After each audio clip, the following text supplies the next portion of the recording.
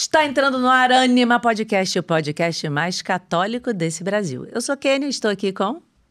Com quem que você está? Com quem? Com quem? Com quem será? Com quem será? Essa pessoa que só usa azul. Será que isso é um toque? Não sei. Mas se isso é um toque, você está também, porque você agora só usa azul. Não, na verdade. Por favor, câmeras na Kênia. Ela está de azul.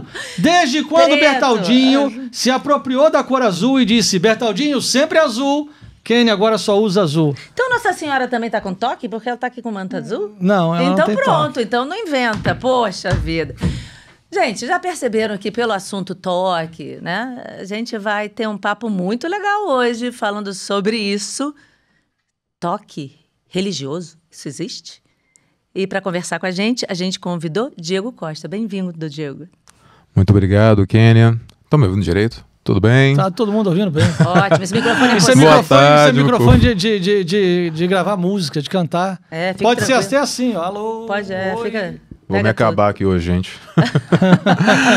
Eu que já tive um tracinho cantor na minha vida. Ó. Ih, rapaz. Olha só, gente. Toque religioso existe. Existe sim. Não, mas peraí, mas não fala não. Calma, Não fala não, que tá tem bom, parei. Então, gente, antes da gente começar o nosso bate-papo, já ia começar falando sobre toque, mas já vou vir já falar pra vocês. Gente, olha só. Olha isso aqui, gente. É menorzinha que a outra. Olha como ela é delicada. Essa aqui, essa Nossa Senhora de Murano, ela, no centro dela tá branquinha. Essa aqui é menorzinha, ó. O Bertaldinho sempre azul e a Nossa Senhora do Bertaldo. Essa é uma toque mesmo. Pois é. Bota lá, menino. Não, eu tenho que... Como é que a minha cadeira veio? Tem que voltar do mesmo jeito. Peraí. Não pode virar a cadeira para um lado nem para o outro. Deixa eu falar da loja. Fala logo. Pô. Essa Nossa Senhora de Murano, que é menorzinha que a outra, muito delicada também, está na loja Ânima, assim como este belíssimo terço aqui da madeira de oliveira. E tem outros terços, tem cordões com as medalhas, pulseira, livros, Bíblia, tantas outras coisas. Onde você encontra tudo isso? lojaanimaoficial.com.br.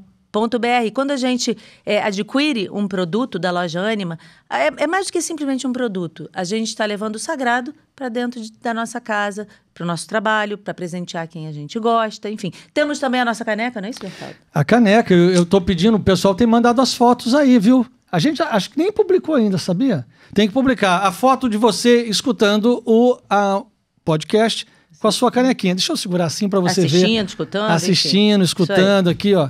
Então você manda pra gente, tem que comprar caneca, né? Senão você não vai poder mandar foto, tá, gente? Pois é. E temos também na Loja Ânima o nosso livro Fátima, contando toda a história de Fátima, o que Nossa Senhora pediu pra gente colocar em prática. E presente pro Diego e pra família dele. Oh, meu Deus. Coisa boa. Então, Obrigado. gente, o Diego, olha, ele é psicólogo clínico, pós-graduado em neuropsicologia, católico, casado, pai de 2 filhos. Não é isso? Isso. Então agora vamos para a pergunta que nos inquieta. Existe toque religioso? Olha, Kênia, se não existisse, eu tava falido. Você tava falido? Não, brincadeira, muito, gente, então. Brincadeira. Olha só, toque religioso é um... Não, mas eu posso só interromper um negócio? Claro. Eu acho que a gente precisa voltar um passo atrás e explicar o toque. Beleza. E do toque a gente explicar o toque religioso. Perfeito. Pode ser? Pode, claro, permito. Eu já ia começar por aí mesmo, ia explicar para vocês que tem um percurso toque, aqui, né? Um percurso, um caminho para chegar no toque, né? Exatamente. A princípio, né, a gente está muito familiarizado hoje em dia com ansiedade, né? Quem não conhece uma pessoa que tenha transtorno de ansiedade, por exemplo, sabe?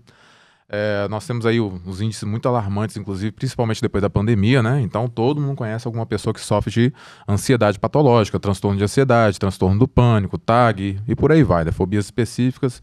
Antigamente, o toque, ele era um transtorno de ansiedade. Vocês estão familiarizados, já não é mais estranho, sabe? Porque o núcleo, né, a engrenagem principal do toque, vamos dizer assim, é a própria ansiedade patológica. Sabe? São circuitos ali neurais que trabalham junto da ansiedade patológica, unida a outros circuitos também, que não próprios somente da ansiedade, tá? Mas o principal tá ali. E com o tempo, né, foi se desvelando, vamos dizer assim, né? Não é que não existia, mas foi se desvelando mais dessas estruturas psíquicas mais específicas, né? Freud já desenvolveu lá com a neurose compulsiva, obsessiva, e nós temos aí o transtorno obsessivo compulsivo, que é a ansiedade aliada a sintomas de compulsão, que são comportamentos, né, manias, rituais que a pessoa faz. Você quando tem uma pessoa que tem problemas de toque muito severo, não precisa ser toque religioso, mas você vai notar que a pessoa ela tem comportamentos muito radicais em relação a alguns eventos. Por exemplo, lavar a mão de forma compulsiva, né? Todo mundo conhece esse estereótipo da pessoa que tem toque e fica lavando a mão compulsivamente para tentar se limpar 100% de germes ou se prevenir de alguma catástrofe que poderia acontecer a partir da contaminação e da sujeira, né? Lavar muitas mãos, bater na madeira e rezar compulsivamente também, ou até se confessar compulsivamente. Por quê? Esse trabalho de comportamento é para evitar na mente da pessoa algum tipo de catástrofe ou ameaça que ela está calculando. Porque o cérebro dela não está calibrado corretamente para conseguir avaliar riscos, né, e ameaças de maneira... Ou seja, se ela não fizer aquilo, o mundo acaba. Vai dar merda. É isso. Sabe? Entendi. Vai dar um BO muito sinistro aqui. Muito eu tenho que sinistro. evitar esse negócio. Vou eu tenho te que dar evitar. um exemplo de uma pessoa que a gente conhece, que ela, se alguém falasse pra ela assim, você tem um nariz... ou falasse, nem pra ela não, tá? Passou alguém, nossa, olha o nariz daquela pessoa ali, que esquisito, que feio. Ela disfarçava, ela botava a mão no nariz dela e falava um código. Que também Tinha a gente não código, sabe que a qual é o gente não código. sabe qual é o código. É. E ela tinha um código porque para o nariz dela não ficar feio. Perfeito. Né? Ela tinha Perfeito. esse mecanismo. E a gente parando para analisar isso e vendo, falando assim, gente, mas é muito...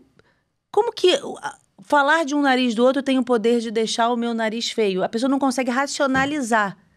Né? Não tem um nível de raciocínio. Falando assim, só o que ele está falando não vai fazer o meu nariz ficar feio. Né? Tem que ter um acidente, alguém socar, alguém sei lá o quê, enfim. A gente fala assim que tem um nível de insight, né? Que é de um nível de consciência que a pessoa tem daquilo que é real e daquilo que é do próprio transtorno, né? Muitas pessoas chegam para mim totalmente fora da casinha, do tipo, não conseguem encontrar esse limiar entre a realidade, né? Essa divisão, essa cisão entre o que é realidade e aquilo que só existe na cabeça dele. Se você perguntar para ela, talvez ela possa responder para você, não, eu sei que não tem nada a ver, mas eu não consigo deixar de fazer. Entende? Porque existem mecanismos, né, na mente dela que estão quebrados, estão disfuncionais. A gente fala que estão disfuncionais, não estão funcionando do jeito correto, né? Por exemplo, existe uma parte do seu cérebro que fala para você que esse tipo de repetição de comportamento não tem relação nenhuma com a realidade. Entende? Assim, vai falar para ela, olha, não precisa fazer isso, não existe risco aqui. No nosso cérebro que funciona sem toque, vamos dizer normal, né? Ele vai falar pra você, pra que você tá fazendo isso? Mas, por exemplo, Entendeu? num caso Mas a assim... pessoa sofre muito. Sofre. É um sofrimento. É de um sofrimento, assim, desolador. Mas dá sabe? pra reverter? Terrível. Reversão não seria talvez o termo, né? A gente fala de remissão de sintomas, né? Quando a gente fala de doenças, gripe, né? E por aí vai, a gente fala de cura. Não, eu sabe? digo assim, reverter é isso, é uma remissão, é a pessoa Exato. assim, Parar de fazer- explicar de tal jeito para a pessoa que ela entenda que não Exato. precisa fazer aquilo, Exatamente. ou não. É exatamente isso que a gente tenta fazer, o Bertaldo. A gente tenta fazer com que a pessoa ligue a área racional do cérebro dela. O que a gente faz na terapia, gente, é treino da mente da pessoa. A gente treina a mente da pessoa, usa de uma propriedade própria do cérebro de cada pessoa, que é aquela plasticidade neural que a gente fala tanto, né? Que o cérebro se adapta, né? Ele tem essa capacidade adaptativa. Toda vez que ele recebe os reforços no lugar certo, nos eventos corretos, né? De acordo com a razão, com a verdade, né? Ele vai se orientando para aquilo ali e tornando aquilo ali mais próximo das respostas conscientes dele. Quer dizer, das respostas prontas diante desses eventos, sabe? Dessas situações que enaltecem a obsessão da pessoa, que trazem a obsessão da pessoa para fora. Mas, por exemplo, uma diferença entre um toque, que é a pessoa repetir sempre as mesmas coisas, e uma pessoa organizada. Por exemplo, uma pessoa que é disciplinada. Uhum. Por exemplo, eu gosto de levantar antes de amanhecer, mas eu não acho que seja um toque levantar antes de amanhecer. Estou dando um exemplo assim, geral, né? Sim. Então você tem lá, você levanta, vai rezar, faz ginástica, vai trabalhar, não sei o que e tal. Uma pessoa mais organizada, ela pode apresentar um toque ou o toque não tem nada a ver com isso? O toque pode ter a ver com isso, né? O toque, ele é um transtorno multifatorial.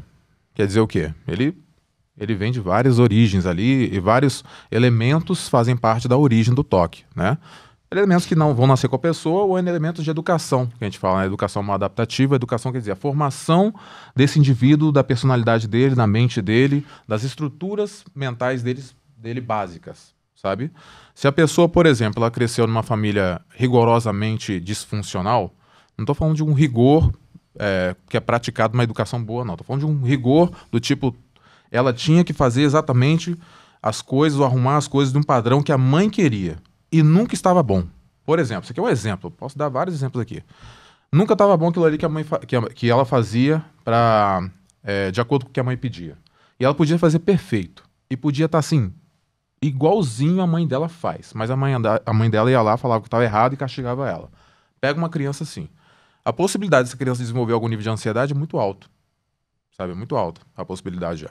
Porque ela vai desenvolver estruturas, mecanismos, né, relacionados ao medo, à ameaça, a risco, né, dentro de um ambiente onde ela deveria se sentir segura. Ela vai desenvolver mecanismos de ameaça, de rastreio de ameaça, que é esse sistema da ansiedade, de maneira disfuncional. Ela vai encarar eventos ordinários de maneira ameaçadora. Ah, errei, deixei o copo sujar a mesa. Tirei uma nota 9, não 10. Tudo ela vai identificar como se fosse ameaça e reagir mentalmente como se fosse, eu estou brigando com um tigre aqui, sabe? Essa pessoa, ela pode crescer e pode desenvolver mecanismos de reparação, de compensação, entende? Para ela não ficar sempre, para ela ficar sempre evitando aquela ameaça que ela tinha quando era criança. Vamos dizer assim, tá? Eu não sou freudiano não, tá, gente? Estou usando aqui só o exemplo da criança para vocês saberem como é que é uma educação, tá bom? Não, porque realmente tudo que faz com uma criança impacta muito. A criança precisa Claro. da aprovação, se sentir amada, espera essa aprovação dos pais, né? Ser reconhecida, ser Validação. validada, valorizada. Exato. E aí não tem tudo isso, você vai realmente causando transtornos na cabeça da pessoa. Exatamente. E aí, cada mente é uma mente, tá? Não tô falando de um resultado imediato e exato, não, tá? Mas é uma possibilidade grande, tá? Essa criança ela vai crescer provavelmente com um certo grau de perfeccionismo. Perfeccionismo nada mais é do que ansiedade também, tá, gente? São mecanismos mentais que a pessoa desenvolve para evitar certas ameaças, né? A pessoa fica tentando ser a melhor possível em certos ambientes, certos contextos, né? E estruturas da vida dela lá, que ela tenta evitar essa ameaça a todo custo. E aí ela começa a colocar padrões na vida dela, alimentar padrões na vida dela que alimentam essa estrutura de evitar ameaças, sabe? Vai desenvolvendo, vai crescendo proporcionalmente isso. Ela vai encarando o mundo dessa maneira e entrando em contato com o mundo adulto dessa maneira também. Então ela pode transformar o ordinário dela todinho, né, numa profusão, num arranjo de evitar ameaças de várias maneiras, sabe? Um perfeccionismo é basicamente isso. Uma pessoa que se exige pra caramba pra evitar alguma coisa que provavelmente não vai acontecer ou provavelmente nem era ameaçadora. Mas ela tem aquilo rígido na cabeça dela. Não posso errar, sabe? Eu não posso errar, não posso deixar que as pessoas pensem mal ao meu respeito. Tem muito do orgulho também, né? Tem umas bases de orgulho aqui também, né? Joga isso pro meio religioso aí que você vai ver. Sim. Pois é, Sim. entendeu, né? E aí, né, ele tava falando de limpeza, organização, a pessoa exigente. Não é um problema a pessoa ser exigente, mas existe o exigente perfeccionista e patológico, sabe? Tem um limite, né? Tem um limite, claro que a tem um pessoa limite. que tem que limpar não sei quantas vezes a mesma coisa, né? A mesma mesa para ver se está muito limpa. E já passou. Exato. E não no tem isso limite. de muito limpa. Na cabeça dela, ela cria uma regra. E a partir do momento que ela limpou, sei lá, tantas vezes, agora aquilo ali não apresenta mais riscos. Não tem lógica naquilo ali. Não existe uma razão por detrás daquilo ali. Sabe? Não tem uma conexão com a realidade. Tem uma conexão com a realidade mental dela, com as crenças, com a estrutura mental profunda que ela criou através das suas experiências do mundo que ela foi emplacando ali, foi aplicando no dia a dia dela, né? Não, eu estou falando exatamente disso, que essa pessoa sofre muito porque ela fica escrava desses rituais, de tudo isso que ela precisa fazer o tempo todo. E olha, né, a gente está falando aqui só da compulsão, né, que é o comportamento. O que eu mais trato nem são compulsões, assim, óbvio que tem muita compulsão mental e, né, compulsão comportamental também das pessoas que têm toque religioso, mas o problema maior da pessoa que tem toque religioso, depois a gente vai evoluir sobre toque religioso, né, é exatamente as obsessões, são os pecados mentais, são pessoas que têm problemas com pensamentos recorrentes, ruminantes, sabe, repetitivos demais, que ficam acusando ele e jogando ele nessa margem de ansiedade galopante, sabe? Então, Maluca, assim. Mas o que eu estava falando não era nem tanto essa obsessão, não.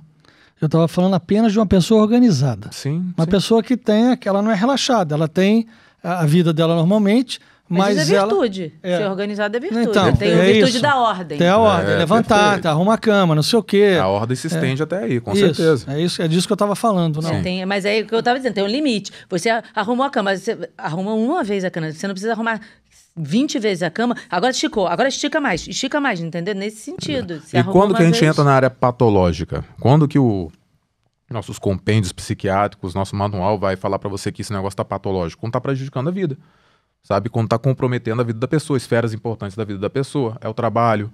O cara demora, sei lá, 1h30 pra conseguir sair de casa, se arrumar, tomar café, porque ele é cheio de rituais e tá atrasado. Mas a gente tá falando de toque, mas tem também o escrúpulo. Não são a mesma coisa, não é isso? Então, assim, como você pode definir um escrúpulo para a gente diferenciar uma pessoa que é escrupulosa de uma pessoa que tem o toque religioso?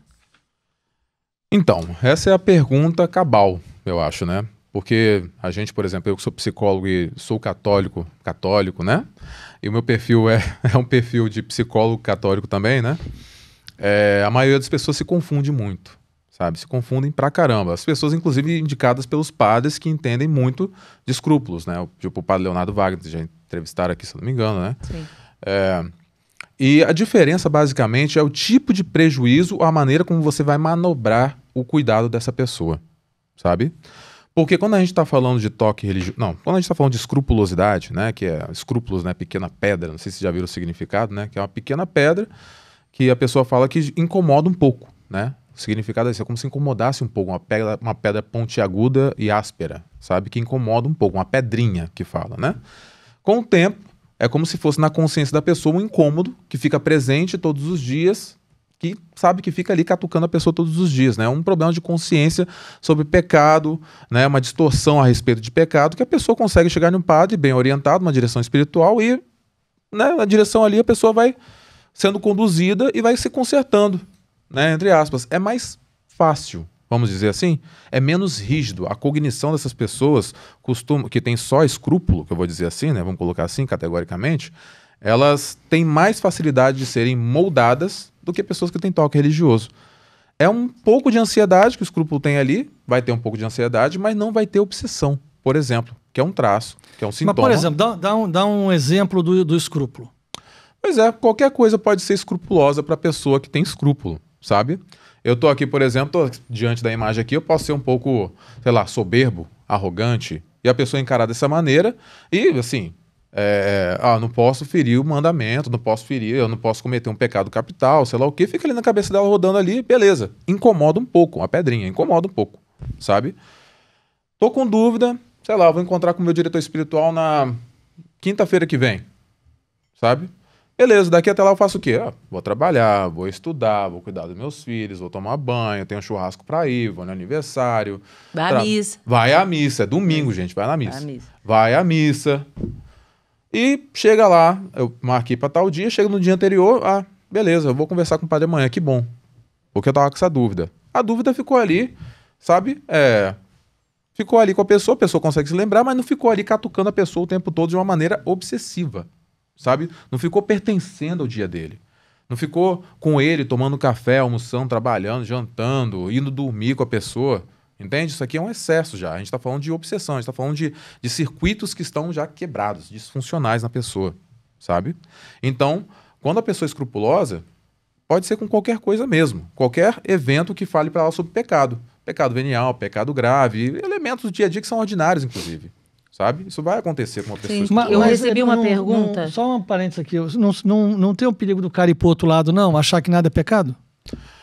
Claro. Essa é uma mente relaxada, né? É uma mente que não... Não, eu digo assim, do escrupuloso virar a chave... por causa do escrúpulo. Ele vira a chave assim, agora... Não, eu achava que, por exemplo, sei lá... Se eu não rezar 3 Ave Maria quando eu entro no elevador, eu sei lá. Aí já é toque. É toque. Isso é toque. Pois é. Acho que um escrúpulo se eu não rezar, sei lá, o meu terço ajoelhado, olhando para a cruz, não foi um terço que valeu, não teve validade. Pode ser isso? Pois é, olha só. Como eu estava falando. é o grau de incômodo, de comprometimento que aquilo ali vai causar na pessoa e o desconforto, a ansiedade, né? Tudo aquilo que acompanha, porque quando a gente está falando de escrupulosidade, a gente não está falando de uma pessoa que está tendo crise de ansiedade por causa de escrúpulo. Ela pode ter, mas eventualmente. Agora, a pessoa que tem toque, não. O núcleo da pessoa é a ansiedade, sabe? O centro ali da pessoa é a ansiedade. E os sintomas que acompanham o toque, que é transtorno obsessivo-compulsivo. Tem que ter obsessão e tem que ter compulsão. Nem toda pessoa que é escrupulosa tem obsessão. Mas eu vou te dizer um negócio. De tudo isso que você está falando, e do pouco que eu conheço de igreja, eu acho que tem mais gente com toque do que com escrúpulo. Não sei, não. Tem muita gente com escrúpulo. Olha, vê se isso se não é escrúpulo. Eu acredito que seja. Uma pessoa me mandou a seguinte pergunta. É pecado fazer extensão de cílios? Isso não é escrúpulo? Ou é toque? Pois é. Como Não, eu estava isso é falando. cílio. Isso é cílio. Eu acho que ele tem razão. Isso é cílio. Aí eu falei, não é pecado fazer Olha extensão de cílio. É, Coitada, eu fiquei pensando na perguntar isso em cabeça si, dela. Perguntar isso em si, Kenny, não é aquilo que denuncia pra gente que a pessoa tá com toque religioso, sabe? Mas sim os sintomas próprios do toque, que é obsessão e compulsão. A pessoa tem que estar com aquele pensamento ali, acompanhando ela ao longo do dia, durante horas, mais de uma hora. Se você somar tudo assim, tem que ter mais de 1 hora, 2 horas, 3 horas ao longo do dia da pessoa, a pessoa pensando só sobre esse assunto que Isso ela acha pra que ser toque ou escrúpulo? Pra ser toque. Tá. E Toque. pra ser escrúpulo? Para ser escrúpulo é simplesmente a pessoa não tem esses eventos que são obsessão e compulsão, sabe? A pessoa pode estar Ela tem preocupada. quase uma dúvida. É uma dúvida, só que uma dúvida um pouco mais persistente que demanda uns cuidados um pouco a mais, tipo um diretor espiritual. E o tratamento é diferente também. Uma pessoa que tem escrúpulo, ela pode até ter uma ansiedade que necessite, que demande um trabalho terapêutico ali. Pode ter, entendeu? Você não vai perder nada se você tiver só escrúpulo e procurar um psicólogo. Mas o toque religioso, a pessoa que tem toque, ela não consegue fazer isso sem um terapeuta, um psicólogo, terapeuta, um psiquiatra. Porque o negócio é o Sabe? seguinte, a pessoa ia ficar pensando o seguinte, eu posso botar cílio ou não posso botar cílio? Não ia acontecer nada com ela, ela vai lá no padre, no diretor espiritual dela, e o cara vai dizer, que bobagem, bota cílio e tal, acabou, ela coisou.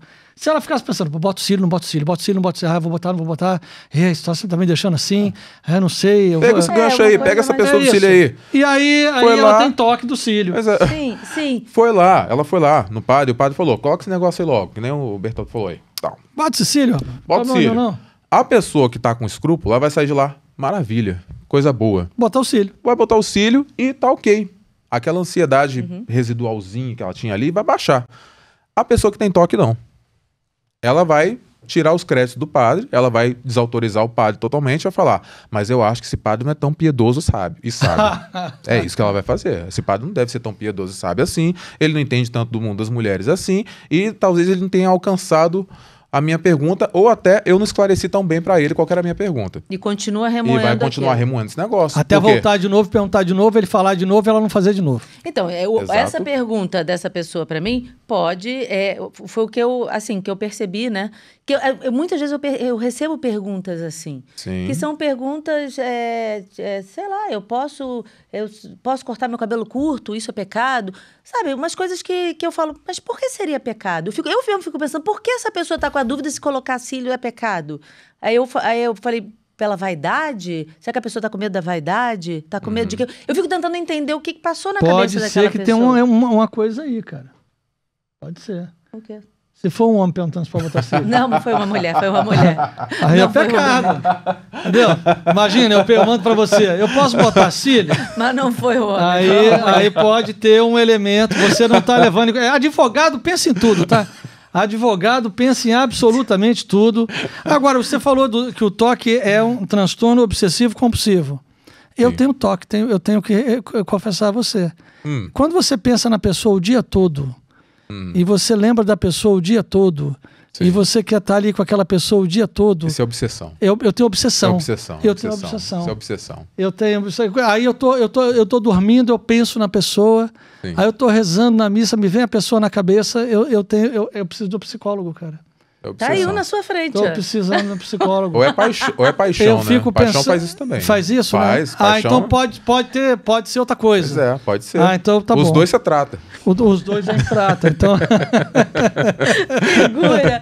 Agora, olha só, eu conheci uma pessoa que ela, por exemplo, para ela comungar, ela tinha que se confessar imediatamente antes da missa começar. Porque senão ela falava assim, eu não sou digna de comer. Eu falei, um dia eu falei, mas você não confessou essa semana? A semana passada, você não confessou? Você cometeu algum pecado mortal ao longo dessa semana?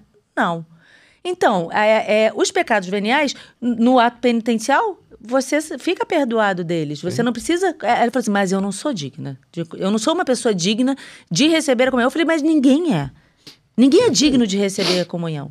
Se a gente for parar a pensar isso, eu sou maravilhosa e eu posso comungar. Não sou. Eu sou pecador, eu vou lá me confesso para não comungar em pecado mortal, claro, mas a gente é falho, a gente, né, tem o pecado original e tudo mais.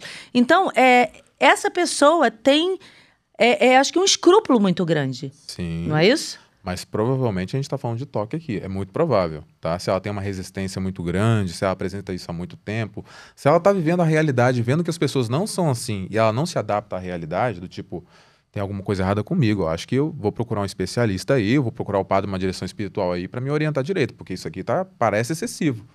Mas muitas pessoas, elas vivem as pessoas que têm toque religioso, elas acabam se isolando. Isso aqui dificulta o nosso trabalho, sabe? Acabam se isolando do social, inclusive. Por exemplo, um dos motivos, né? Um deles, fofoca. O pessoal começa a conversar, não é fofoca, mas o pessoal começa a conversar sobre outra pessoa e ela já começa a ficar ansiosa pensando que ela está fofocando porque está escutando falar de outra pessoa. E tá até falando, o aniversário dela foi ontem, tava na festa, e teve bolinho, e teve não sei o que. Tá contando um caso normal. Exato. E aí ela começa a ficar falando ansiosa. Sobre político, por exemplo. Tô conversando sobre político, saiu na matéria do jornal, a gente tá falando sobre aquilo que aconteceu, e aí... Tô falando, é maledicência, tô falando mal das pessoas, pecado grave e tal, não posso mais conversar com eles e começa a se ausentar dos meios, começa a sair. Sai de faculdade, cara, sai de trabalho, sai do meio social. Nossa, que sofrimento. Muito. Mas vem cá, quando é que você começou a perceber o toque religioso? Porque assim, o toque, a gente sabe, a gente já conversou muito aqui e tal, e a gente vê muito isso aqui, cara. Assim, a gente tá no santuário, né?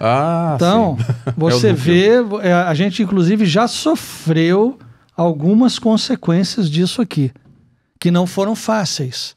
Então, desse toque religioso. De repente, você acordou um dia e disse que, olha, acho que eu posso ajudar as pessoas no toque religioso aí. Acho que... Onde é que você tirou o toque religioso? Porque isso tem na faculdade? Tem na pós-graduação? Na faculdade, não. O toque religioso? Não, muito menos do jeito que eu abordo. Como é que você chegou nisso? Então, como é que foi meu caminho? Lá na pandemia... Eu trabalho em clínicas de plano de saúde e tal, e lá na pandemia eu comecei a trabalhar em casa de forma online, né? Por videochamada que eu atendo hoje em dia, somente por videochamada. E eu tenho uma colega, a Ana Clara, que naquela época ela me jogou a ideia de falar sobre escrúpulos. Eu estava fazendo TCC na época e tal, né? E fazendo TCC não, estudando sobre TCC, terapia cognitivo-comportamental e atendendo já. E ela começou a emendar essas ideias de escrupulosidade, estrutura né, a maneira como se estrutura TCC em cima disso, pensamentos automáticos, coisas de psicólogo. E a gente fez uma live sobre isso, sobre escrúpulos, ansiedade, sabe, pandemia, coisas do tipo na época, né? E o padre Leonardo Wagner, ele já tinha um trabalho nas redes em cima de escrupulosidade, em cima de escrúpulos, né? Ele trabalha com isso até hoje, inclusive, lá no perfil dele lá. E ele nos chamou para participar com ele de uma live, para falar sobre isso, para explicar para os pacientes, para os seguidores dele e tudo mais. E só que a nossa abordagem já falava de escrúpulo e de toque religioso já também, né? Porque quando a gente fala de escrupulosidade, quando a gente fala de escrúpulo no meio psiquiátrico, psicológico, a gente vai falar de toque religioso. Porque o nome do toque religioso pode ser toque de escrupulosidade, sabe? Então quando você vai procurar no compêndio, tá lá, toque de escrupulosidade. Toque religioso, pipipopó. E daí em diante, através do padre Leonardo, que sempre indicava os pacientes, sempre indicava alunos dele, do curso lá dele lá, sobre consciência sadia e tudo mais, ele começou a enviar pra gente as pessoas que estavam com problema de escrupulosidade. A gente começou a identificar o quê? Não era escrúpulo, era toque religioso já.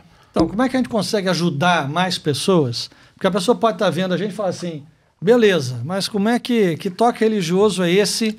Como é que a gente esmiuça um pouco alguns tipos mais frequentes? Porque às vezes a pessoa que está assistindo a gente fala, caramba, eu tenho eu isso. acho que eu tenho isso aí, vou ter que conversar minha querida, com ele. Olha, com certeza tem muita gente aqui falando, nossa, era isso então, era isso, então. eu não sabia. Eu não sabia. Isso é bom de ajudar as pessoas, né? Sim, você citou uns casos excelentes, inclusive, aí, desse negócio das pessoas ficarem esperando lá a confissão todos os dias, todo domingo, tá lá esperando o padre para pedir 5 minutinhos para fazer uma confissãozinha, né? Se você tem esse comportamento aí constante, já não é mais uma confissão piedosa, de devoção, nem nada do tipo. Aqui a gente já pode falar de escrupulosidade, mas provavelmente de toque religioso. Por quê? O padre mesmo já vai começar a denunciar para ela dentro do atendimento, provavelmente. Ó, tá aí ela aqui me confessando de novo pecados veniais, ou nenhum pecado às vezes, mas tá aqui comigo fazendo isso de novo, tal.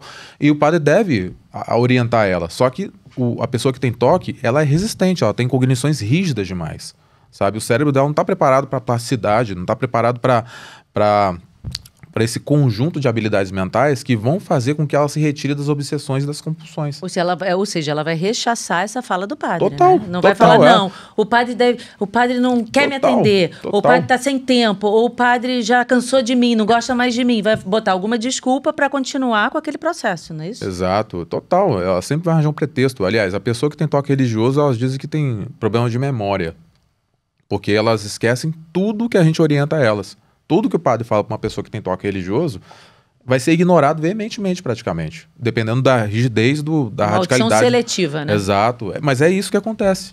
Entende? O que o nosso cérebro faz? Ele sempre vai optar por aquilo que é mais perigoso para a gente, para lembrar daquilo que é mais perigoso. Nosso cérebro ele funciona no mecanismo de sobrevivência, né? É de economia, de sobrevivência. Então, o que é melhor para você lembrar? Do gosto do sorvete de pistache de ontem ou que você passou por uma viela ali que tinha uns bandidos? Entende? É óbvio que ele vai lembrar muito mais facilmente de coisas que radicalmente apresentam ameaça para você. Então, ele vai dar para te salvar, para você não correr esse perigo. Tem um enviesamento mental muito habilidoso, muito bom. É funcional isso aqui. Mas para ele, não está funcionando, está disfuncional. Os circuitos deles estão disfuncionais, quebrados. Então, sabe? mas aí, nesse sentido, eu volto os extremos, né? Porque eu posso falar que uma pessoa se confessar toda semana é um toque religioso. Sim. Mas eu também posso... Talvez uma pessoa precise, durante um tempo, se confessar durante toda a semana. Ok? Então, ao longo do tempo. Eu volto ainda, nesse sentido religioso, nós necessitamos muito de formação. Muito. Sim. Nossa, o povo católico, quem quiser que pode discordar de mim, não tem formação. Tanto que nós criamos aqui uma comunidade que já tem lá milhares de pessoas estudando para que tenham formação. Muitos professores bons. Todos os professores, é comunidade Ânima, é uma comunidade para a gente poder formar as pessoas. Por quê? A gente vê muito os sacerdotes falando isso, não o pecado. Eles nunca falam isso de jeito nenhum.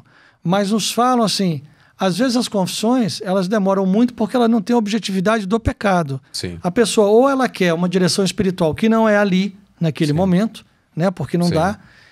Ou ela confessa coisas que não tem matéria de pecado. Não, ou quer também justificar o pecado. Vamos supor que essa pessoa sei lá, bateu na mãe. Vou chegar no extremo aqui. Mas sabe por que eu bati na minha mãe? Porque a minha mãe, ela fica todo dia me irritando. Aí começa a contar a história inteira. Não é o momento para isso. Exatamente. A hora da confissão é só para dizer, eu fiz isso. Me arrependo. É por isso que eu sempre oriento. Faz uma lista e lê a lista.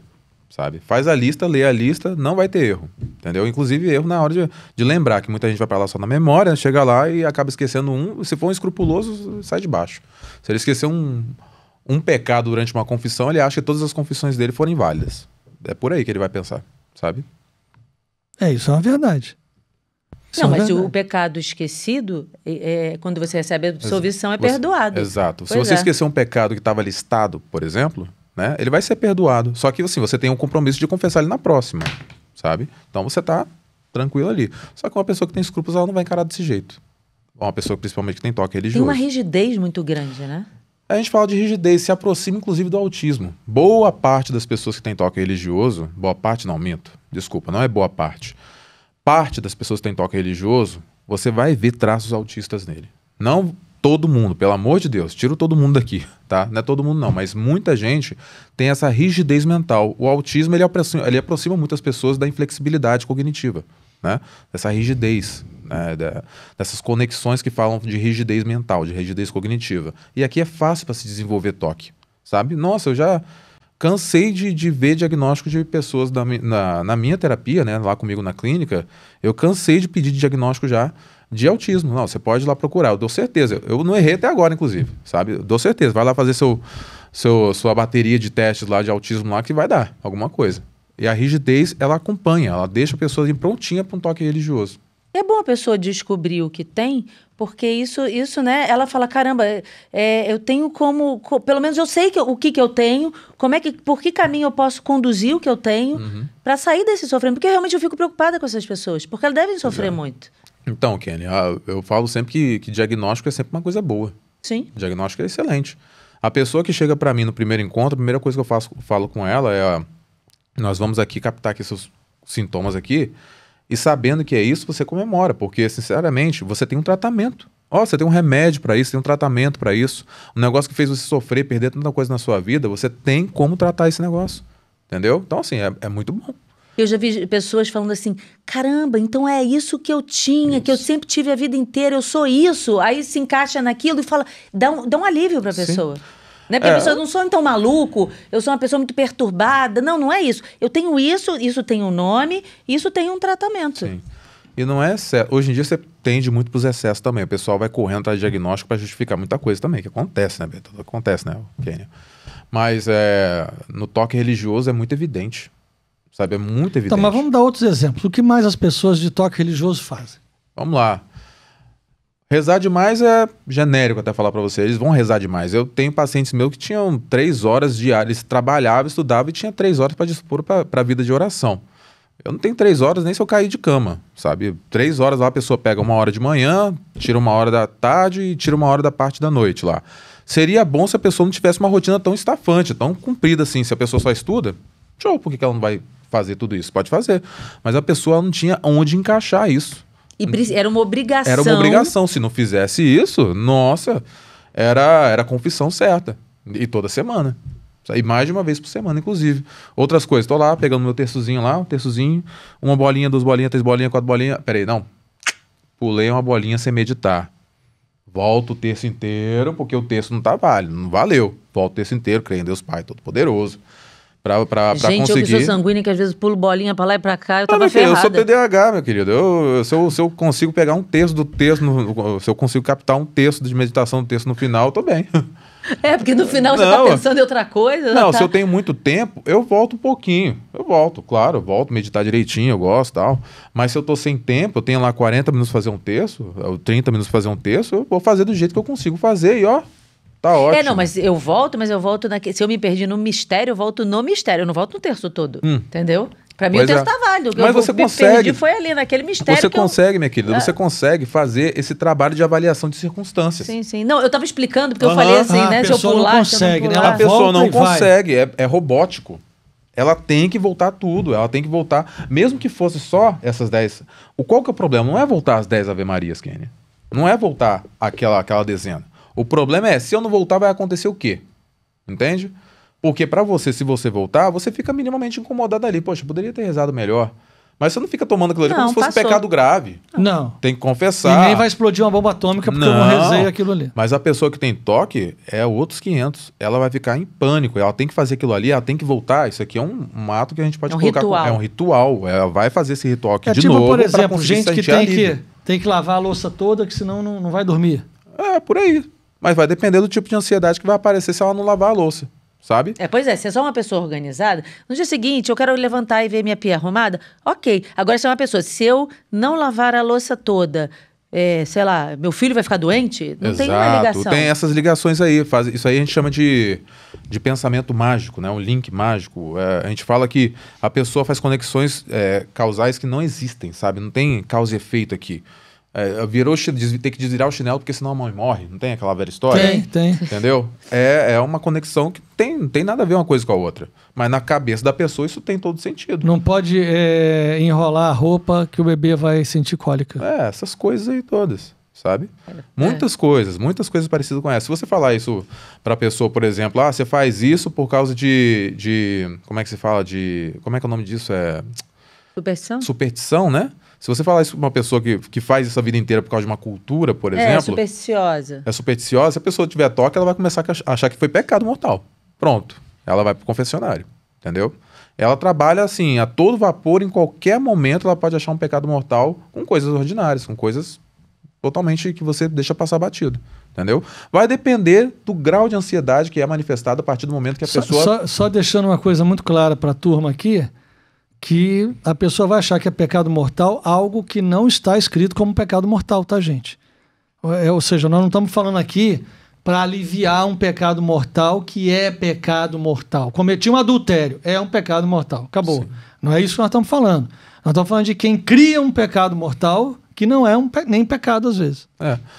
Mas o problema é exatamente a identificação que essa pessoa faz. Porque ela vai pegar, ela vai tirar de situações nada a ver, alguma coisa que se assemelha a um pecado mortal.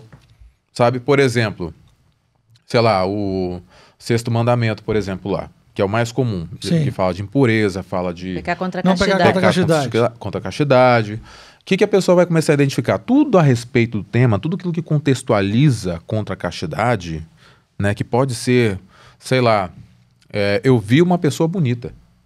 Ela vai linkar uma coisa com a outra. Por quê? Porque ela se atraiu, viu uma pessoa bonita, logo o seu cérebro vai se sentir, né? Logo... As pessoas não viram que... Gente, esse Bertaldo é figura. Eu vi uma pessoa bonita. Aí, não pequei contra a castidade por causa disso, não. Diga de passagem, a única pessoa com a qual eu não pego contra a castidade. Tá O que o Bertaldo vai estar fazendo aqui? Vai estar se atraindo pela mulher dele. Pronto. Primeira coisa. Vai estar atraído pela mulher. Se visse uma pessoa bonita também na rua, não era pecado. Mas é isso que eu tô falando. Você vai encontrar outra pessoa bonita na rua. Falar, olha, ela é bonita. E pronto. Isso é admiração pura. Exatamente. Pronto. Você viu e pronto. Ok. Agora, o que você faz com o teu pensamento que achou bonita é outra coisa. Mas se visse uma pessoa feia também não é pecado, não. Não, mas isso é importante falar, porque é exatamente isso. A pessoa olha pra outra e fala assim... Olha, aquele homem é um homem bonito. Isso, ponto. Não. Isso não pode. Isso é pecado mortal. Isso é pecado mortal, punível com muito tempo de purgatório. Mudar, então. Eu vou mudar. O homem olhou e falou assim, olha, essa mulher é bonita e ponto, ok. Igual você entrou e falou assim, esse carro é bonito, esse prédio é bonito, essa roupa é bonita. Ok, parou. Aí, agora, quando você olha pra mulher e já começa, essa mulher é bonita. Mas é mais bonita que a minha mulher de casa. E se essa mulher fosse a minha mulher? Aí você já começa a alimentar. Aí você vai tá jogando lenha ali. Não, mas aí já é pecado. Aí não é toque, é isso que eu tô falando. Exato. Aí já tá cobiçando a mulher dos outros. Então, eu tô fazendo essa diferenciação. Não há pecado em você admirar o que é belo. Há pecado em você imaginar fazer outras coisas com aquilo que é belo. Gente, a beleza remete a Deus. Sabe? A atração pela natureza, sabe? A atração que você sente, tudo remete a isso. É uma coisa fechada ali com Deus mesmo, a beleza, a atração. Tudo isso aqui é feito por Deus no lugar certo, sabe? Se você sai na rua, você é casado, você fica atraído pela mulher bonita, Deus colocou aquilo ali em você, louvado seja Deus, sabe? Louvado seja Deus. É bom que você sinta atração pela beleza. Agora, a pessoa que tem toque, ela identifica qualquer movimentação cognitiva em relação ao sexo oposto como se fosse um atentado contra o 6º mandamento. Entendeu? Então, assim, se assemelha. Qualquer coisa que se assemelha, se contextualiza ali, ela vai se magnetizar em relação a pecado grave. Sabe? E aí, nas coisas mais ordinárias possíveis, aí você pode encontrar isso. Eu vi no seu perfil, no Instagram, um negócio que eu falei assim, gente, será que isso foi verdade? Até falar para as pessoas. Era o Bertaldo não viu. É um casal, a mulher estava grávida, e aí eles falam o seguinte, minha mulher vai ter neném. Mas se eu chegar lá no hospital e for um médico homem, ele não vai fazer o parto. Aí ela vira e fala, ele não vai fazer o parto, só tem o neném com uma mulher. Se não tiver uma médica mulher, quem vai fazer o parto é o meu marido. Porque está escrito em Coríntios, sei lá o quê, que o corpo da mulher pertence ao marido. Aí eu falei assim, gente, aquilo foi de verdade ou eles estavam brincando? Olha, eu quero acreditar que era brincadeira. Até hoje, eu não sei se aquilo ali era brincadeira, porque a gente ganha dinheiro, né? Monetiza os vídeos e aquilo ali, pronto, vai bombar. Mas pode ter gente que pensa Mas eu não duvido que isso aconteça, minha querida. É claro que isso pode acontecer. Aí eu fiquei pensando, mas aí o marido vai fazer o parto? Isso foi uma coisa de risco. Se o bebê estiver em risco, vai morrendo. Ela vai se negar. Não, você é um homem, não pode tocar em mim. Mas o cara é médico, ele não tá tocando com segunda intenção. Não tá querendo nada com ela, só quer tirar o bebê da barriga. É só isso.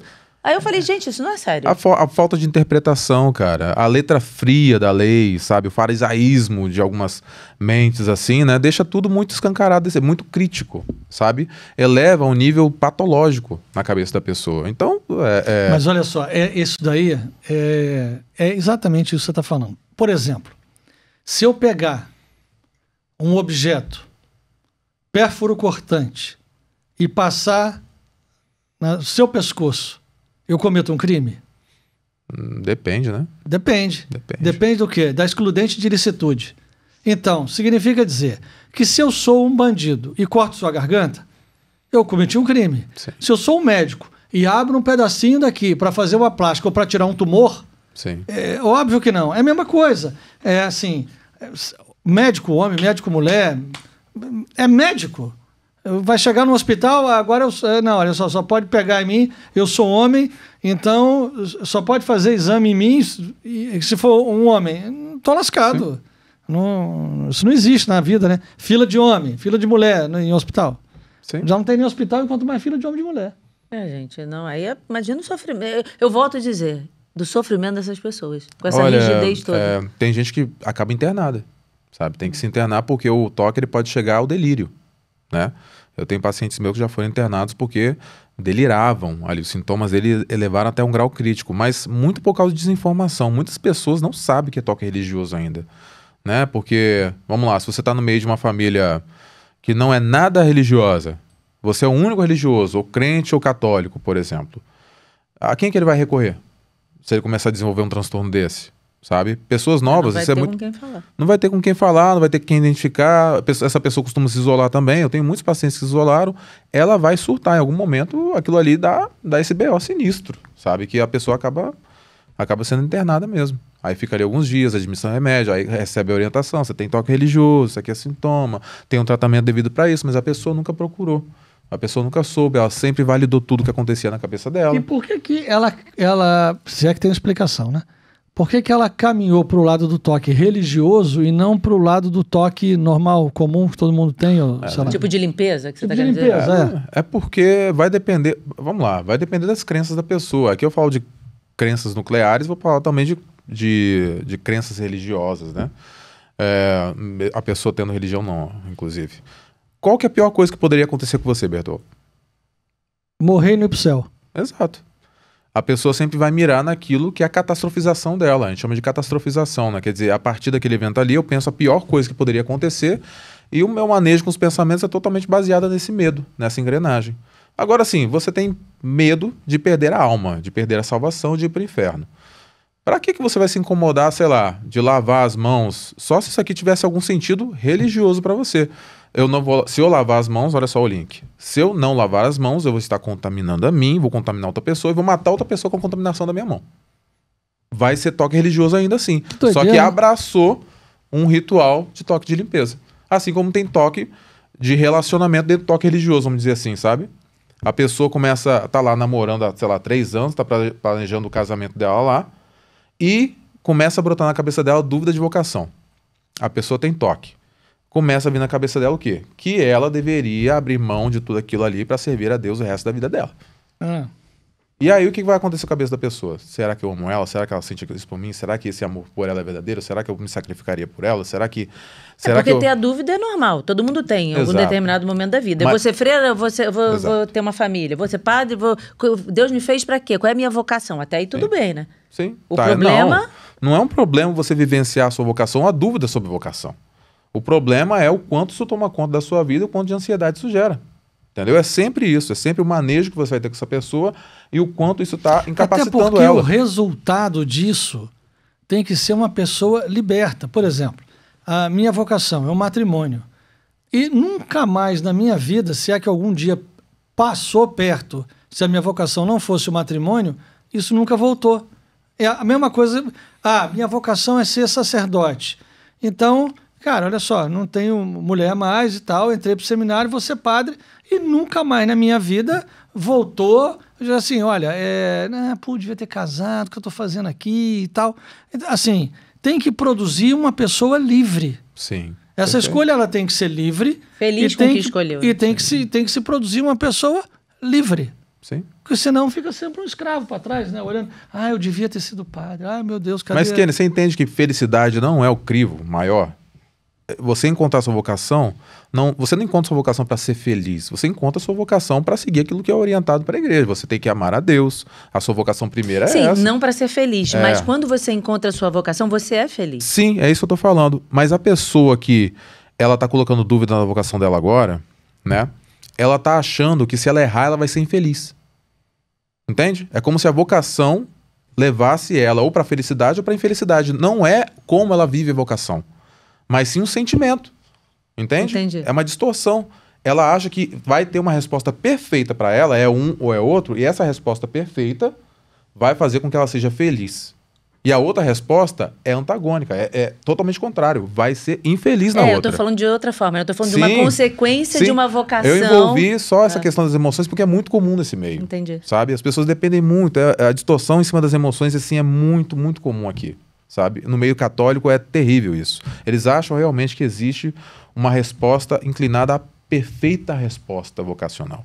Sabe? Deus vai se materializar, não, e você tá uma vivendo... voz do céu com as trombetas. Exatamente, eu falo isso. Vai descer uma luz, uma voz, seja isso, e se você não for isso, você vai ser infeliz o resto da vida. É assim que eles pensam. Como se o casamento nunca proporcionasse para eles momentos de infelicidade, né? Momentos desprazerosos. Ou a outra vocação, né? O sacerdócio, tanto faz. Eles sempre tentam idealizar as coisas porque as respostas têm que ser muito dicotômicas. Muito básicas, muito rápidas, sabe? Radicais. É preto, é branco, é tudo Exato, assim, é né? preto, é branco.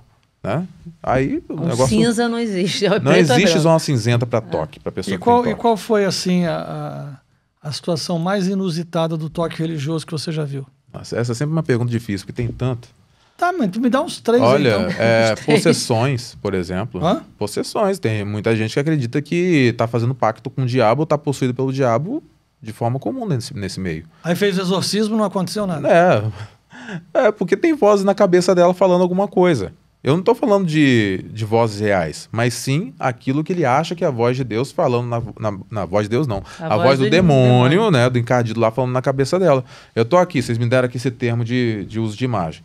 Tô aqui assinando, uma pessoa que tem toque religioso, ela vai usar aquele vínculo mágico, aquele pensamento mágico, eu tô assinando, tô vendendo minha alma pro diabo. Ela tá fazendo um negócio ali e na cabeça dela vem isso. Imediato, assim, ó.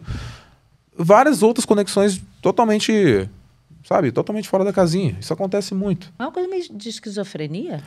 Então, já foram feitos estudos que relacionavam toque com esquizofrenia. Mas é muito raro para você levar a cabo isso, levar a sério para dentro da clínica. Eu nunca tive um paciente que tivesse toque e esquizofrenia e desenvolvesse isso, tá? Então...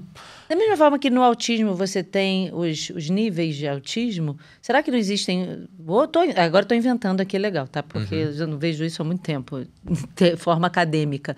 Mas já que tem essas vozes ali, será que não existem níveis de esquizofrenia nesse sentido? Que pode ser uma coisa assim, mais num nível aqui... A esquizofrenia...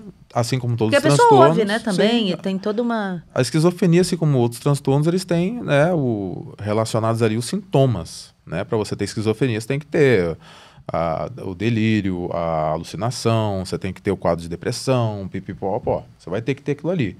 No toque religioso, né, você fecha o transtorno no toque religioso, o questionário lá, né, o diagnóstico da pessoa, ele tem que estar fechado no toque religioso sem a possibilidade da existência de outros transtornos que causam esse tipo de sintoma.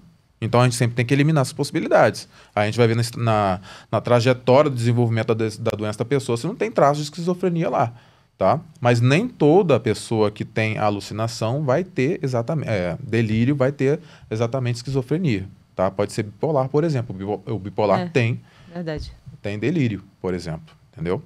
Então é um traço de esquizofrenia, mas não é um diagnóstico de esquizofrenia, entendeu?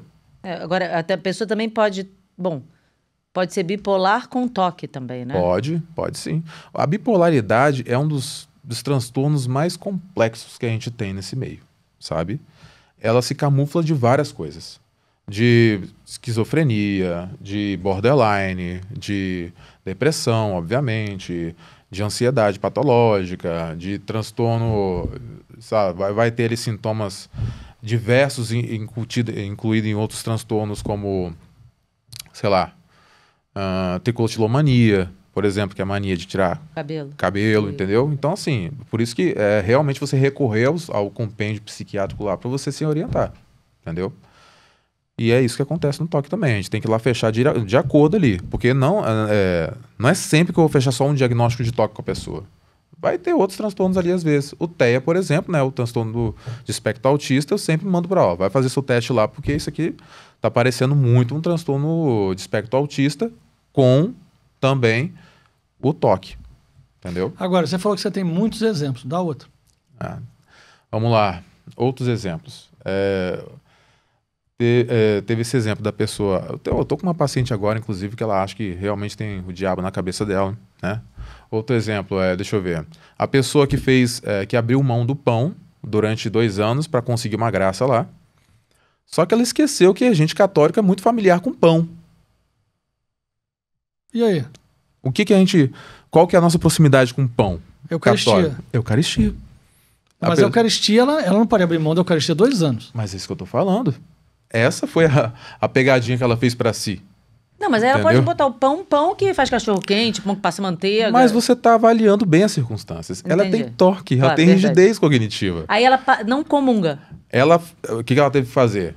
Né? Isso durante o tratamento até. Eu tive que falar para ela, vai pro padre, conversa com o padre, que não adianta nem eu falar isso com você, porque eu não tenho tanta autoridade assim, a esse ponto, né? Para fazer trocas de penitência. Mas o padre vai dizer que o que ela propôs é que é pecado.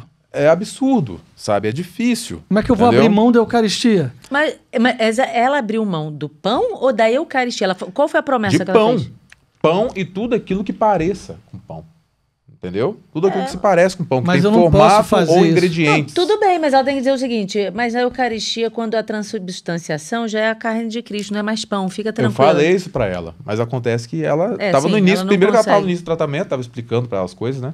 Depois eu falei, não... lógico pra gente, claro. Pra gente é lógico. É lógico, exatamente. É lógico. Dependendo do grau Não faz lógica nenhuma. Vai bater na cabeça dela que nem... E ela conseguiu fazer uma mudança? Sim, ela teve que fazer, ela conseguiu fazer, ela ficou grávida, inclusive, né? Então ela teve que mudar certas coisas lá, mas ela... essa parte da Eucaristia, assim, foi, entendeu? Foi, mas... Que também com essa rigidez aí, deve ser difícil até aceitar a mudança. Sim, claro. Tá, não, tudo bem, você pode voltar a comer pão, ela vai olhar mas você dá 3 pulinhos aqui. E ela vai dizer, não, mas só 3 pulinhos não compensa o meu pão. Pode ter isso, né? Sim, ela vai ficar negociando o tempo todo, porque o toque fala muito alto, Roberto. Fala muito alto, sabe? Mais alto que a lógica.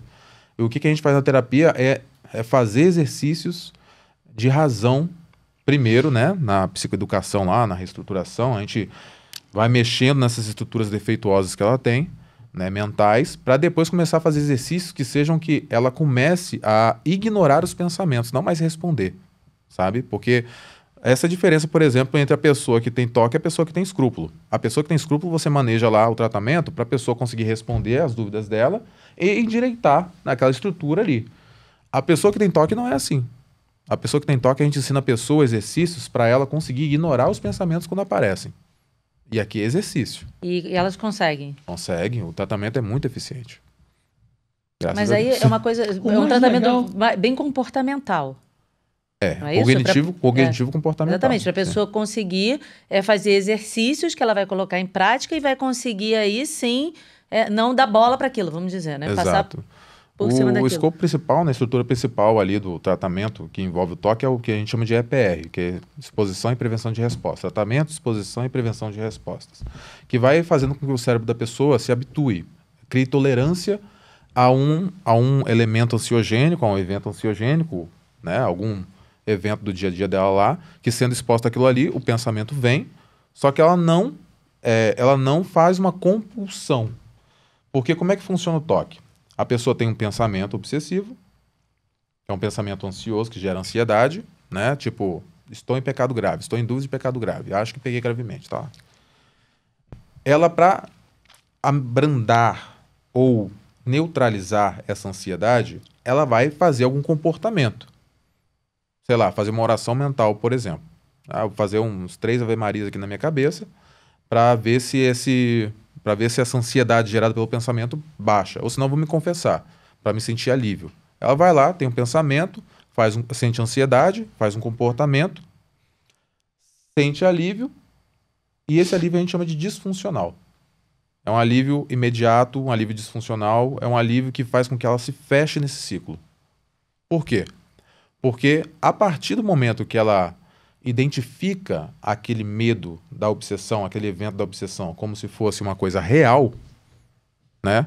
E fazendo um comportamento, aquela realidade que gera ansiedade, a ansiedade baixou, ela acha que aquilo ali é real mesmo. Tudo aquilo que ela pensava a respeito de pecado era de fato.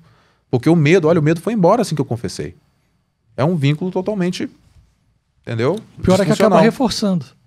É exatamente isso que acontece. Você reforça. E reforça o toque como um todo. Todos os outros, né, temas de toque para ela vão... E quanto Agora, me dá um exemplo, nisso, né? Um exemplo, por exemplo, de que trabalho comportamental você faz, cognitivo comportamental, você faz com uma pessoa, sei lá, que tem que rezar 800 terços porque perdeu uma continha e aí teve que voltar tudo de novo. Um exemplo desse. Já fiz várias vezes. E esse é muito comum, inclusive. Vamos lá. Eu vou falar para a pessoa, você vai rezar agora, né? Você vai rezar uma dezena e não vai voltar nada.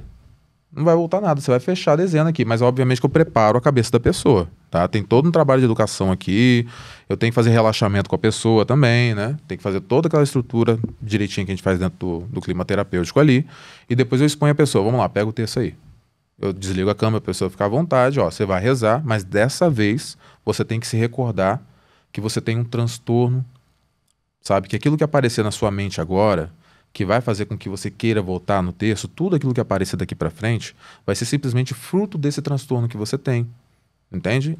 Isso aqui é um sintoma. Os pensamentos que você tem são sintomas. É que nem catálogo. Vai buscando a pessoa a razão. Vou alimentando a razão da pessoa, para a pessoa identificar aquilo que ela tem, sabe? Sabendo que ela tem aquilo ali, ela tem que começar a identificar os elementos que surgem do transtorno na mente dela. A ansiedade, a angústia, o desespero, vontade de voltar no texto, os pensamentos de acusação, pensamentos de dúvida de pecado, tudo. Eu falo, ou seja, ela faz essas 10 Ave-Marias e volta para você dizendo como ela se sentiu. É basicamente isso, sabe? É um pouco mais, né, tem um pouco mais aqui, mas é basicamente isso. Ela vai fazer isso aqui, eu vou falar para ela.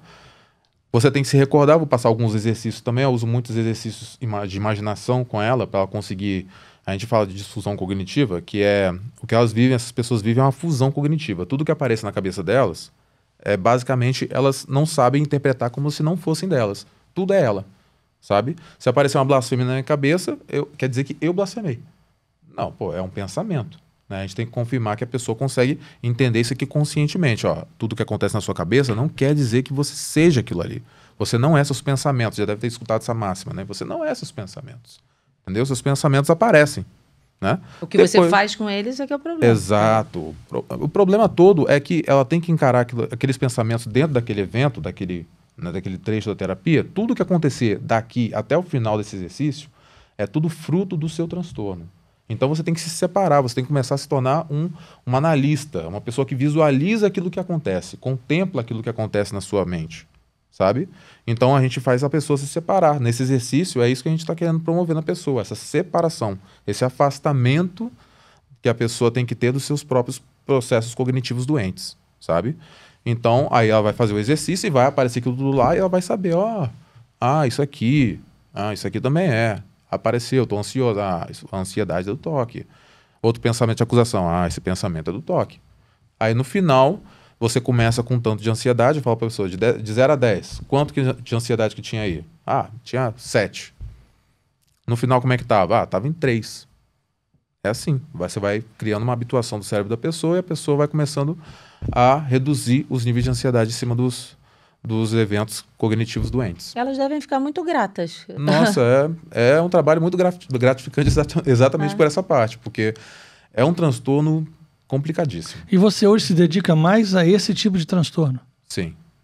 Nossa, eu acho que 95% dos meus pacientes são só de toque religioso. E é bastante. E vai crescer depois do podcast. E o toque religioso, no seu caso, é só católico, por exemplo, ou não?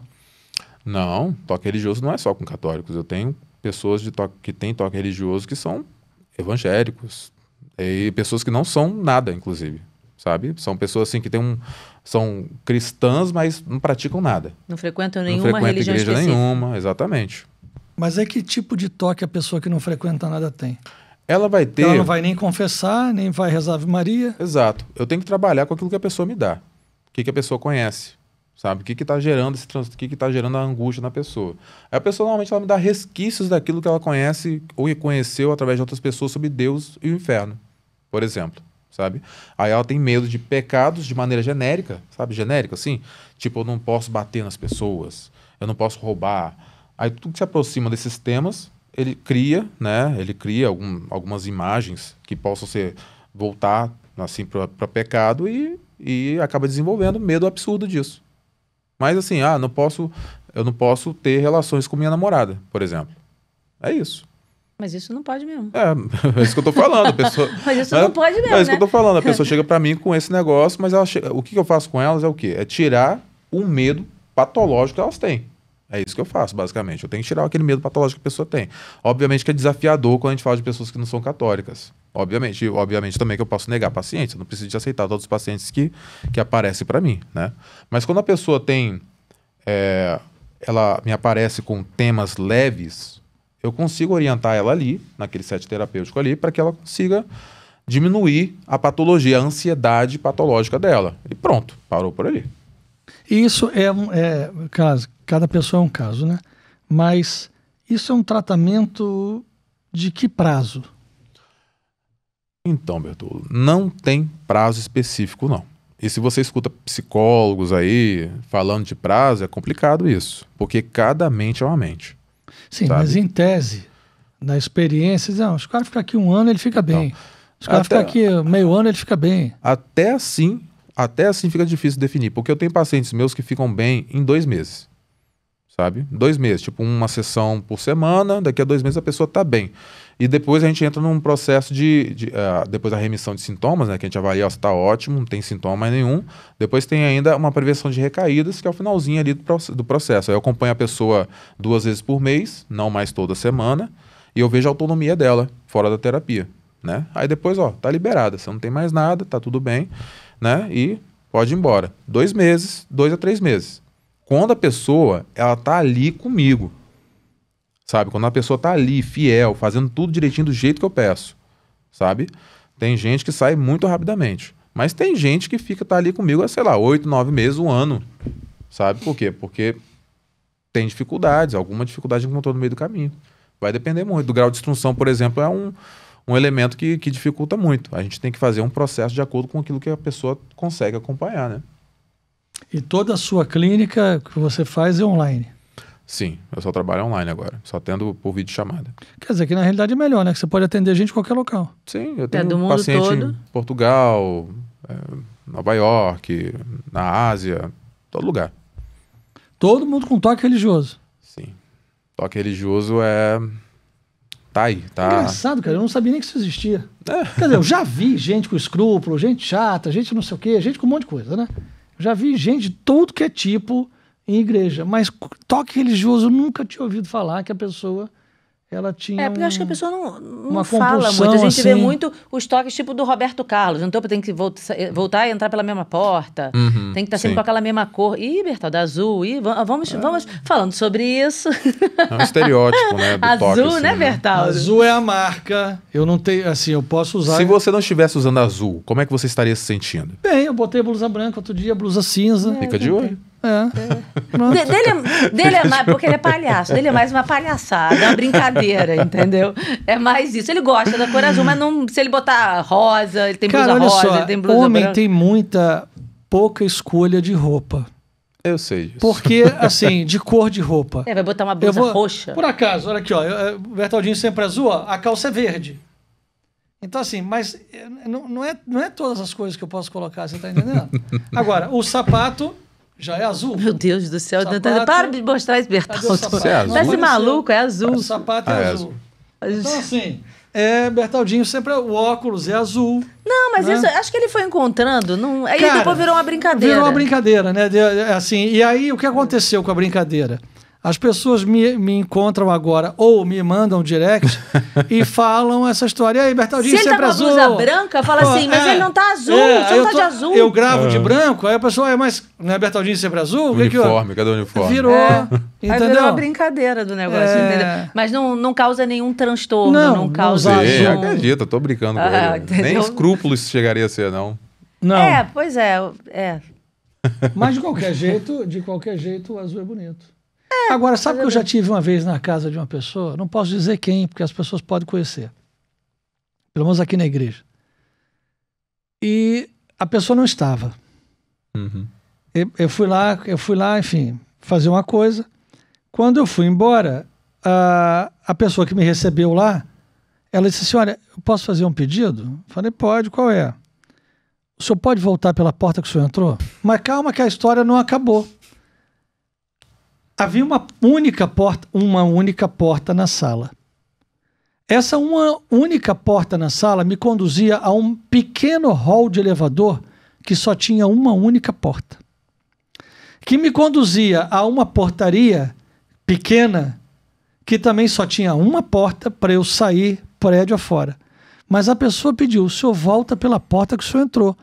E eu fiquei pensando naquilo, porque ou eu ia pela janela, ou eu só tinha aquela porta. Não tinha outra porta para ir. Eu teria que entrar a casa dentro da pessoa, ir lá Sim, entendi. pra cozinha, para sair pelos fundos. Você tá entendendo? Uhum. Não tinha alternativa. Eu não tinha alternativa. Sim. Não tinha outra porta para eu sair. Não sei, talvez eu nem reparei, mas pudesse ser que nesse hallzinho do elevador pudesse ter alguma, nem sei se tinha, alguma porta que conduzisse a uma escada. Eu acho que não tinha, porque eu acho que a escada era ou a porta que liga a área de serviço? Ali, eu não reparei, mas eu acho que não tinha, ou se tinha era daquelas portas fake, assim, que você que não tem maçaneta. E eu fiquei pensando naquilo, gente. Falei, eu só tenho uma porta dali, uma porta aqui e uma porta aqui. Como é que eu vou? Só posso voltar por aquela. Mas a pessoa falou isso. Fez questão de falar isso. Volta pela porta que você entrou. E foi numa boa, não estava brigando comigo, estava expulsando de lá, nada não. Me fez esse pedido. Estava despedindo, né? Estava se despedindo. E eu fiquei assim... Aqui, esse estúdio, só tem aquela porta. Eu não posso pedir para você sair por outra porta. Não tem. Só tem aquela. Ou então você vai quebrar o vidro, ele sai pelo vidro. Entendeu o que eu tô falando? Sim, entendi. A que ponto chega o negócio? Você atende outros tipos de toque também? Dificilmente, Kenny, uma pessoa que tem toque religioso tem só um tipo de toque, tá? Dificilmente não. Vou colocar assim, 30% das pessoas que têm toque religioso, elas têm outros tipos de toque também, né? Porque, como eu falei, tem uma estrutura que leva a pessoa para o toque. É multifatorial, mas tem aquela estrutura lá. Aí a pessoa ela tinha um toque, a pessoa se converteu, aí o toque que ela tinha abafou um pouco, toque religioso agora, sabe? Mas como eu falei, como eu relacionei... O toque migra? Não é que ele migra, ele se expande. Se expande? Ou seja, a pessoa tomava vários banhos, agora além de vários banhos tem que rezar 800 terços. Por aí. Entendeu? Nossa. Ela pode, tranquilamente, eu falei. Mas tem toque de banho? Tem um toque que envolve banho, toque de higiene, toque de limpeza. Pode, toque de contaminação. Tomar vários banhos por dia. Ou ficar horas se esfregando, passa sabonete não sei quantas vezes embaixo do chuveiro. Toque de hipocondria, porque eu não posso me adoecer, então eu vou chegar em casa e tomar um banho para me limpar dos germes que estavam na rua, alguma coisa do tipo. O germe já entrou, parceiro. Não vai adiantar tomar o banho. Vou explicar isso pra ele. Toma banho, tem que tomar. Eu tomo banho todo dia, de manhã e de noite. Mas eu não tenho toque do banho. Mas aí a pessoa fica embaixo do chuveiro, aí passa 15 vezes o shampoo, passa 15 vezes o sabonete. Porque não tá bem limpo ainda. Peraí, passa de novo, aí passa de novo. Ai, Jesus, misericórdia. Por isso que eu falei, isso escraviza a pessoa. É exatamente essa palavra. As pessoas vivem escravas desse transtorno. Literalmente, tá? A vida dela se transforma num transtorno. Porque o outro que tinha que trabalhar não consegue sair para trabalhar enquanto não cumprir todo o ritual. Exato. Exatamente. Eu tenho que deixar a casa desse jeito, sei lá, a almofada desse jeito, a louça tem que estar desse jeito, porque se eu não sair exatamente assim... O que as pessoas relatam para você que vai acontecer com elas se elas não deixar a louça daquele jeito assim? O que pode acontecer? A mãe morre. Isso aqui diverge um pouco, depende. Se a gente está falando de toque religioso, a pessoa, alguns desenvolvem medo de confessar, por exemplo. Porque confessar é uma angústia para esse povo, na maioria das vezes. Tem que elaborar uma lista de pecados. A lista enorme. Mas eu vou te dizer que não é só para quem tem toque, não. Nós fizemos um curso aqui, e esse curso está à venda. É como se fosse um livrinho, mas é digital. Chama A Confissão Sem Medo. Eu vi. Tem muita gente com medo de confessar. Uhum. E acho que nem todo mundo tem toque, não. Tem vergonha, não sabe o que é o pecado, o que não é o pecado. Acha que vai entrar no confessionário e o padre vai dar uma bronca. Elas têm que entender. Não, ou também que o padre vai ficar guardando o pecado da pessoa. E quando a pessoa fala na frente, olha lá, aquela pessoa que traiu o marido, fez entendeu? isso. Como se fosse e isso. não é nada disso, né? Então, assim, a gente tem tentado ajudar muito. A gente não ganha nada com esse troço. Mas, assim, que eu digo financeiramente, né? Sim. Porque é como se você comprasse um livro. Imagina que aquele curso que ali está e que tem ajudado muita gente, a gente não pode ficar explicando ele todo dia, o dia inteiro. Por Sim. mais que a gente ficasse na internet o dia inteiro. Então a gente fez, bem feito, dentro da doutrina. Então, meu filho, vê esse troço daqui. E isso pode ajudar muito. Sim, com certeza. Porque tira o nó da cabeça da pessoa. Sim. É o único tribunal que você entra, você se acusa, diz que você cometeu o crime e sai perdoado. Concorda comigo? Sim, plenamente. Então, Mas em relação ao toque religioso, é um toque que não é religioso. Você sente mais dificuldade da pessoa conseguir melhorar o comportamento dela num toque religioso ou não? É igual, tanto faz se é religioso ou não. Vai depender realmente de como que a pessoa adoeceu, sabe? Se a pessoa for religiosa, por exemplo, e ela tem toque religioso, obviamente que os outros temas que ela possa desenvolver ali vão ser menos complicados, naturalmente, né, do que o toque religioso em si. Porque as outras coisas não levam ele ao fim último de um inferno, por exemplo. Sabe? Não leva a consequência de perdição da alma, nada do tipo, que é uma consequência a mais grave de todas, né? Para a pessoa, não. Sei lá, ela tem toque de limpeza, por exemplo. Se ela deixar de fazer aquilo ali, eu consigo manejar melhor para fazer ela acreditar que aquilo ali não é um pecado se ela deixar de fazer, de organizar ou de limpar alguma coisa. É fácil pensar nisso aqui. Agora, em temas mais próximos da religião, que a Fica pessoa... mais difícil. É bem mais difícil. É bem Porque mais a pessoa complicado. fica com medo de perder sua salvação, não é isso? Exato. E são coisas assim, vamos dizer assim, são coisas intangíveis. A gente está falando assim de espiritualidade, religião, a gente está falando de coisas que a gente não tange, não pega, não... Entendeu? Se a pessoa deixa de pegar aquele livro ali porque ela tem medo de se contaminar, eu vou fazer ela pegar o livro e enxergar nas próximas horas que ela não vai morrer. Agora, como é que você vai convencer uma pessoa de maneira leiga, vamos dizer assim, que se ela deixar de fazer alguma coisa dessa e para ela na cabeça dela representa a salvação ou a perdição dela, que ela não vai se perder de verdade, que ela não vai para o inferno? É difícil. Entendeu? nós conhecemos uma senhora, eu não sei o que ela tinha, mas ela é uma pessoa boníssima. Mas quando nós fomos à casa dela, ela chamou porque ela queria comemorar comemorar não é uma boa palavra, né? Ela queria falar que a irmã tinha morrido. E ela fazia lembrancinha da irmã e aquelas coisas todas. Mas quando nós fomos à casa dela, devia ter uns 9 anos que a irmã morreu. E ela fazia isso, atualizava. Ela todo aniversário de morte da irmã, ela fazia uma celebração, mas uma celebração como se fosse... Como se a irmã tivesse morrido naquela semana. Se fosse o velório. Sim, entendi. Ela atualizava aquela dor constantemente. Sim. Né? Como ela botava e aquela nós dor... fomos lá e ficamos consternados e tal. Mas e a sua irmã, ela morreu agora, né? Essa semana? Não, tinha uma década. E ela estava de luto ainda. Não quer dizer que ela não gosta da irmã, não tem que gostar da irmã. Mas 10 anos depois de luto? É porque com o tempo a coisa vai amenizando. Você vai ficando com saudade da pessoa, sim, ela vai passar saudade. pelos estágios do luto. Exatamente, o estágio de luto. Mas aquela Não, dor ela parou, inicial... ela parou no velório. Mas o interessante é você saber quais são as recompensas secundárias que ela tem em cima disso. Sabe? É sempre interessante. Não tô duvidando da índole da mulher, não. Tá? Não, gente boa pra caramba. Não tô duvidando disso, não. Eu tô colocando pra você, assim, tipo, uma indagação do tipo, o que ela ganha secundariamente a esse tipo de luto que ela vivencia. Porque vivenciar, primeiro ponto pra mim, se ela tá vivenciando esse luto há 9 anos, ela deve ter passado por um processo depressivo, sabe, enorme, crítico, avassalador. Ela estava assim? Ela passou por isso? Deve ter passado, né? Mas faz sentido o que você está falando. Agora, parando para pensar, provavelmente passou por isso e morava ela e a irmã. Eram só as duas, não tinham filhos, não tinha nada. Não tinha mais parente nenhum. Então, era uma forma dela estar cercada de outras pessoas vivenciando o luto da irmã. Sim. Né? Por que a gente estava lá? Porque ela queria falar da irmã, porque acho que talvez uma forma, nesse ganho que você está querendo dizer, dela não se sentir tão sozinha. Sim. Muito difícil, Pode né? ser isso. Eu nunca tinha pensado por esse lado. Não, eu também não. Ele falou isso agora e eu tô aqui também É a questão de elaborar junto com a pessoa. Não tô aqui na frente dela, não tem como julgar. Não, ela já faleceu também. Enfim. Mas provavelmente tem isso. A pessoa precisa ter alguma recompensa para se sentir melhor. E a solidão era muito grande para ela. Pois é. Então, era uma forma dela atrair outras pessoas. Não Pode sei. ser. Participar do luto junto com ela, né? Compartilhar sempre gera alívio. Entendeu? E se era pesado para ela mesmo, assim, pesado de fato, né?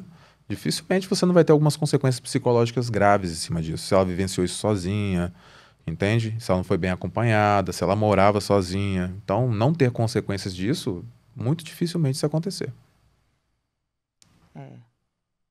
Complicado o negócio.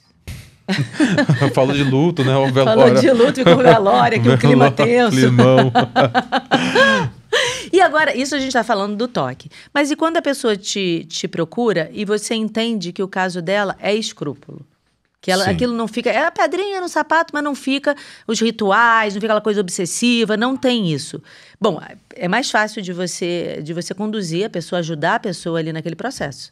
Contanto que a pedrinha saia do sapato, né? Porque a pedrinha no sapato, você já teve pedrinha no sapato, aquela pequenininha. É horrível. É horrível. Chata pra caramba. Quando Vai você não tira o sapato, ela fica ali. Vai incomodar e você tem que tirar ela, sabe? Você tem que tirar, porque senão vai começar a incomodar mais do que no início, né? Vai incomodando e vai aumentando o grau de incômodo que ela vai proporcionando para a pessoa. Mas uma pessoa que é escrupulosa, com o tratamento, ela consegue se livrar ou ela não? Ela só melhora naquele quesito? Como é que funciona? Com escrúpulo?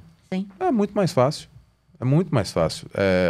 Primeiramente, eu sempre tento trabalhar com o diretor espiritual junto, né? Vai lá, procura o diretor espiritual, seja obediente, né? E aqui eu vou pegando os mecanismos que, assim, como eu falei, o escrúpulo ele tem também um mecanismo de ansiedade, só que é muito mais brando do que quando se encontra no toque, tá? É filhotinho lá. Então, eu passo exercícios, por exemplo, eu vou ver como é que a vida da pessoa tá. Você malha? Você dorme bem? Você bebe água? Tem boa alimentação? Tem hobby? Sabe? Tudo aqui ao redor desse, né?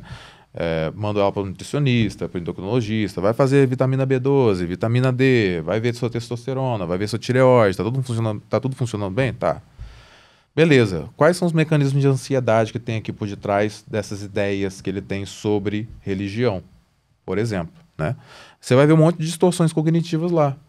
Aí a gente vai fazendo reestruturação cognitiva com a pessoa, fazendo com que a pessoa crie, né, uma estrutura mais saudável do que ela tinha antes. Mas não chega nem perto daquilo que a gente faz dentro do toque religioso, né? São instruções muito mais básicas, muito mais rasas do que o trabalho que a gente faz com toque religioso, que tem que ter EPR, por exemplo, Exposição e Prevenção de Respostas. E você vê que essa pessoa do escrúpulo, depois que faz todo um acompanhamento, ela sai realmente sem aquilo ou ela pode desenvolver depois em outra área? Como é que funciona? A gente está falando, Kenia, da mente da pessoa. Não tem como a gente antecipar, não tem como a gente prever. Sim, cada caso é um caso, mas numa maioria, assim, não, na maioria das vezes as pessoas não voltam mais para terapia, não vejo elas voltando mais para terapia. Eu já estou nesse ramo desde 2020, pelo menos com um toque religioso, e eu não vejo que elas têm necessidade. De vez em quando elas aparecem no meu WhatsApp lá perguntando uma coisa assim, mas assim, muito pouco mesmo. Pode botar extensão de cílios. por aí, sabe? Uma coisa suave. Coisas mais suaves, só que assim, que não apresentam aquela ansiedade mais de antes, sabe? Que é bom falar, né, que existe ansiedade para todo mundo tem ansiedade, né? Mas a ansiedade que um escrupuloso e que um toque religioso pode desenvolver, né, que uma pessoa de toque religioso pode desenvolver, são níveis diferentes de ansiedade mesmo, né? Tem ansiedade boa, funcional, tá no lugar certo, te previne de ameaças, te ajuda, estresse necessário. Tem a ansiedade do cara que desenvolve um pouco de escrúpulo. Parece que é uma régua, mas não é uma régua não, tá, gente? É bem complexo isso aqui, tá? E tem a ansiedade do cara que tem toque religioso. A pessoa que normalmente faz o tratamento psicológico, normalmente quem tem escrúpulo não procura tratamento psicológico, só escrúpulo. Vai na direção, né? Direção espiritual. Se ele ainda faz a terapia por cima, essa pessoa normalmente, provavelmente, tranquilo, se o trabalho for bem feito, não vai ter mais problemas em relação a isso. Durante um bom tempo, se tiver, vai ser muito pontual. Porque ele sai do trabalho também com a prevenção de recaídas. Quer dizer o quê? Eu preparo a pessoa para lidar com a possibilidade de acontecer alguns gatilhos para ela lá, de aparecer alguns gatilhos ou algumas crises. Mas assim, nesse toque religioso, já apareceu alguém que queria fazer jejum demais? No toque religioso? É. Claro, agora na quaresma, então. Nossa, teve gente, sei lá, tem gente que tem problema de enxaqueca muito grave, né? E por causa da fome, porque por passar fome ela fica com muita enxaqueca e no dia ela foi dormir com uma enxaqueca terrível. E não comeu. Não comeu, entendeu? Ela não comeu, essa paciente minha, ela comeu muito pouco e foi dormir com dor de cabeça, se eu não me engano, essa. Mas tem vários outros pacientes meus aí que sempre exageram. Eu sempre tenho que estar ali no pé deles. Aí, o que você combinou? Fala pra mim. Aí a pessoa faz uma lista lá, coloca um monte de abstinências, de jejum, sei lá o quê, de sacrifício, coloca, vou fazer novena com Frei Gilson, vou começar a parar de comer carne, não vou comer sei lá o quê. Aí eu falo, rapaz, você pode reduzir esse negócio aí para 2, 3 elementos, no máximo, assim. Voltando a dizer, gente, que ele está falando de pessoas que têm um transtorno, não é de gente normal, comum. Você pode rezar com o Frei Gilson, você pode rezar com o Hesed, você pode rezar com a Tarde com Maria, você pode rezar com quem você quiser. Só não pode o excesso, né? Assim, olha, eu vou fazer um trato na quaresma e eu vou comer só aos domingos. Não dá, que você não vai chegar no final da quaresma, entendeu? Deus não quer isso. Então, Deus não tem uma régua medindo que tanto sacrifício você está fazendo. Aqui mesmo, seja na Ânima ou na Tarde com Maria, mas mais na Tarde com Maria, que a gente faz mais a parte devocional, eu já vi gente, e daí eu não estou criticando ninguém, mas nós estamos fazendo uma análise de um transtorno. Eu já vi gente que faz, ao mesmo tempo, a novena com Frei Gilson, a novena com a Tarde com Maria, a madrugada com Hesed e mais alguma coisa com a Canção Nova. Então, assim, isso também eu já falei algumas vezes. Gente, você está fazendo uma novena aqui, não quer dizer que você faça aqui, não possa fazer lá, faz lá, não pode fazer aqui. Nada disso. Ninguém está competindo com ninguém. Mas quando eu faço 10 ações do mesmo tipo no mesmo dia, me parece que eu não confiei em nenhuma das ações que eu fiz. Perfeito. Concorda? Perfeito. Então, assim, de madrugada eu levantei e fui rezar hoje o terço com a irmã Maria Raquel, a irmã Maria Joana, do Instituto Hesed. Eu já rezei o meu rosário. Eu, Bertaldo, no dia de hoje, já rezei. Eu agora não vou ficar catando o outro canto para poder, a não ser o terço que a gente tem que rezar, mas aí nós estamos rezando com as pessoas, porque é um desafio que a Tarde com Maria tem. Então, tudo bem, mas eu já rezei o meu rosário de manhã, o rosário que eu rezo todos os dias. De madrugada, eu não vou caçar mais 2, mais 3, mais 4, mais 5 lugares para rezar outros rosários, se o meu compromisso é de rezar um rosário. Ainda mais em novena, que a pessoa está pedindo uma graça. Tá entendendo? Aí a sensação que eu tenho é a seguinte, que a pessoa, como você estava dizendo, parece que não foi suficiente. Está fazendo aqui uma novena, seja com qualquer pessoa que esteja fazendo. Lá, estou rezando lá a novena, fazendo novena para São José. Aí, não, mas eu também vou fazer para Santa Terezinha. Eu também vou fazer para Santa Rita de Cássia. Aí faz tudo junto, porque se São José não me ouvir, Santa Rita de Cássia, Santa Terezinha... Mas a fé não está nisso, né? Então, ou seja, São José não me ouviu. Nem Santa Rita, nem Santa Terezinha. Porque se eu não confiei num, confiei no outro, aí fica, né, pingando aqui, pingando ali e desesperado, tentando... Preciso dessa graça desesperadamente, mas não está confiando ali que a coisa vai acontecer em Deus acima de tudo. Porque Deus está em todas essas 3 novenas, Santa Rita de Cássia, São José e Santa Rita. Né? E a pessoa, ao invés de... vou confiar em Deus, com a intercessão desta santa, mas estou confiando em Deus e no que Ele está fazendo. Então, isso eu também fico preocupada com isso, quando a pessoa fala isso. A gente vê muitas vezes nos comentários, eu estou fazendo com Frei Gilson de madrugada, com o resto às 3 horas da tarde, com vocês à noite. Eu me preocupo com aquilo, porque não me parece uma grande piedade. Me parece que não encontrou ainda a verdadeira piedade. Quando nós nos deparamos com isso, porque a gente faz novena com muita gente também. E você acaba por ver esse comportamento, esse padrão se realizando. E aí acaba que, sei lá, não sei se isso resolve muito. Ora, em relação ao toque, você também observa... por exemplo, como já vi pessoas que são dependentes químicas, aí param, por exemplo, de beber álcool, mas depois vai comprar muito. Aí passa a comprar. Ela tem que botar aquela dependência química em algum canto. Então, aí você consegue ajustar aquele indivíduo em relação ao toque religioso dele, ok. Mas aí ele vai e faz toque para outro. Você sente isso? Eu sei que cada caso é um caso. Mas de uma forma, assim, ampla, da maioria, você sente que há essa migração? Olha, para ser muito sincero, Kenny, quando a gente faz um trabalho bem feito, é para não sobrar nem isso aí. Porque você migrou de uma patologia para outra patologia. Está querendo compensar uma com a outra. E a gente não faz um trabalho de compensação porque ambos Não digo você. A pessoa Sim. que, né, não, que vai... Caramba, e agora eu tenho que fazer outra coisa. Sim, não, eu tô falando isso. Mas assim, a gente tem que ter essa percepção dentro da clínica. Que essa pessoa pode migrar, ou pode expandir, ou pode compensar isso de alguma maneira. Né? Porque a gente tem que fazer esse olhar amplo e muito global em cima da vida da pessoa. A gente olha todas as esferas. Se a pessoa tem um problema com, por exemplo, pornografia... Sabe, a gente tem que tratar isso até antes de tratar o toque muitas vezes, entendeu? Então, sim, se ela tem uma tendência a ser adicta, né, a ter problemas com álcool e tudo mais, a gente tem que estar com isso na pauta também. A gente não pode deixar que isso aconteça. A gente tem que ter esse olhar abrangente dentro da vida da pessoa, né? Ali é o lugar de você cuidar de tudo isso. Então, eu assim, particularmente, eu não vivenciei isso dentro da clínica. A pessoa expandir ou passar para outro tipo de transtorno, que isso aqui é um transtorno também, né? Para tentar compensar aquilo que ela vivenciava dentro do, né, essas funções dopaminérgicas disfuncionais que acabam sendo danificadas por causa de um transtorno assim, né? Não acontece de a gente consertar aqui para quebrar ali, sabe? A gente tem que ter esse mapeamento mais amplo da vida da pessoa, tá? Então é bom, a coisa bem, funciona bem, né? Eu nunca ouvi falar que existisse esse tipo de tratamento e nem o tipo de transtorno. Não, quando eu vi, acho que você é a única pessoa que quando faz eu vi isso, no né? perfil, eu achei isso fantástico. O padre Não? Leonardo Wagner, né, faz um trabalho com O isso Leonardo, também. ele faz com escrúpulo, ele não fala Não de com toque, toque, né? não com toque. Mas ele tem uma boa noção disso, obviamente, né? Porque ele trabalhou muito tempo com a gente tem curso junto. E tem muitos não, minto.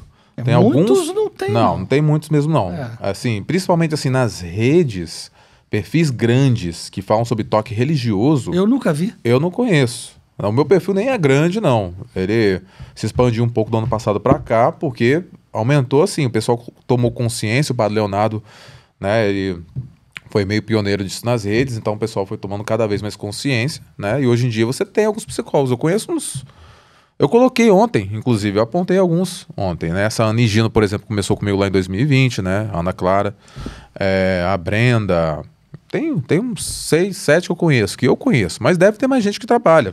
Eu não sei. Mas que fazem esse tipo de toque religioso? Toque religioso, eu conheço, entendeu? Conheço algumas pessoas assim. Só que elas são mais tímidas nas redes. Não tem um perfil tão, né, grande assim e tudo mais. Eu acredito assim que eu trabalho um pouco mais, eu tenho social media que trabalha comigo, é um pouco mais profissional, né? E eu sou... Mas você nunca pensou em fazer uma mentoria, eu não sei se você tem, desculpa, Sim. para formar psicólogos, né? Católicos. Sim, eu penso nisso, sim, eu penso. Só que me falta tempo, porque eu tenho muito paciente, sabe? Eu tenho muito paciente agora, eu trabalho demais. Então me falta tempo para conseguir fazer isso. Eu tenho que contratar alguém ainda para conseguir fazer isso comigo. Essa sessão, dessa consulta, ela demora o quê? 1 hora, meia hora?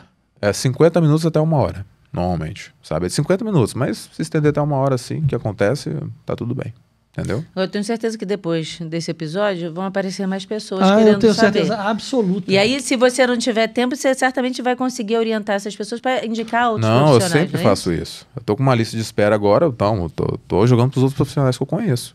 Entendeu? E aonde as pessoas te encontram? Para seguir o número dos seguidores e a pessoa saber como ela pode se tratar. Ou às vezes ela conhece alguém que passe por isso, pode indicar para essa pessoa também, né? Então, meu perfil lá no Instagram é psicólogo Diego Costa. Tá? É psi, né? Acho que é psicólogo Diego Costa. Ih, peraí, agora vamos aqui. Você sabe melhor do que eu, que o perfil é teu, né? Eu também não sei. O perfil é teu, o perfil não é meu. Vamos lá. Então, mas confere aí, porque eu acho que é psi Diego Costa. Vamos ver como é que eles vão me achar aqui, ó. Psicólogo Diego Costa. Eles vão colocar psicólogo Diego Costa, mas o endereço... é Psi Diego Costa. Aí, você tá mais certo que eu, tá vendo? Oh. É minha social media, gente. Minha social media. Ela mexe mais na minha rede do que eu, quase. Ai, meu Deus do céu. Vocês vão me achar com o psicólogo Diego Costa lá no nomezinho, mas é Psi Diego Costa. Não, Arroba Psi, ou seja, pra ir te encontrar. Isso, né? Psi Diego Costa. Vai botar PSI de psicólogo, Psi Diego Costa. Exatamente. Aí vai te encontrar lá no Instagram e aí vai conseguir ou indicar para alguém que às vezes tem um parente, um Sim. amigo que tem isso, ou a própria pessoa que está assistindo. Sim. Porque perfeito. é importante a gente ajudar esse povo, que deve estar sofrido. Eles sofrem muito. Mas, assim, é um sofrimento, assim, que quem não passou por aquilo ali não sabe calcular direito. Porque é bem crítico, sabe? É bem comprometedor mesmo. Muito bem. Bom, além de se seguir nas suas redes, lá na sua rede, no seu Instagram, que é importante indicar, indica esse episódio, manda esse episódio para a pessoa, Claro. compartilha o episódio. Fala, olha aqui o que eu encontrei, olha, tem tratamento isso pode te ajudar, você conhece alguém assim, ou até para a pessoa ter um conhecimento amplo, porque às vezes você não sabe que aquela pessoa está vivenciando isso, ou que tem alguém na família dela que passa por isso. Então, compartilhe o episódio, deixe o seu comentário, se inscreva no canal, deixe o seu like, tudo isso é importante, não é isso? Isso mesmo, muito bom. Eu gostei imensamente, acho que vai ajudar muita gente, viu? Que bom. Mais ainda, agora você vai ter que se desdobrar aí um pouquinho, vai ter que abrir umas turmas aí de madrugada. Turma não, vai ter que abrir o Eu tenho que computador. pensar em diversificar o trabalho, sabe? Fazer com que ele alcance mais pessoas de alguma maneira. Tem que fazer ter mais cursos. braços. Tem que ter. Não tem tem que jeito. Tem que ter. Tem Eu não jeito. consigo, eu trabalho de 7 até as 8 da noite. 7 horas da manhã até 8 horas da noite, só atendendo, só de atendimento. Fora essas questões de ficar na rede, mexer com caixinha de perguntas, sei lá o quê, né? Que demanda pra caramba, conversar com o paciente fora dos atendimentos. Aí isso aí até sábado, sabe? E eu tenho a impressão que não tem nem um grão de areia ainda, porque de tudo que a gente conversou aqui, eu também não sabia que tinha Nossa. tratamento não, tá? Então, que tinha um tratamento tão especializado. A gente agora vai bombar nesse tratamento aí, todo mundo, e multiplicar o rapaz aqui. Porque Vamos fazer um senão, clone seu. você vai fazer um clone seu. E aí, isso aí, vamos botar botar para o povo. atender. Não, tem muita gente competente nesse meio que eu confio muito que tá, ó, vai na fulana ali que é certo. Show de bola, Muito maravilha. bem, obrigado. Viu? Obrigada, viu, Diego? Muito bom, gostei muito de falar sobre esse assunto. Eu também. Muito, muito legal. Eu que agradeço, gente. Olha a oportunidade dessa. Nossa, eu não tenho nem palavras para agradecer, sinceramente. Imagina, a muito gente obrigado que mesmo por trazer meu agradece, trabalho para cá. Explicar sobre isso para mim, né? Jogar a consciência sobre isso nas redes. É muito pra mim bom. Nossa, é impagável isso. É mesmo. Que bom. Obrigada, Deus te abençoe, viu? Amém. Muito obrigado, gente. Tchau, gente. Até a próxima.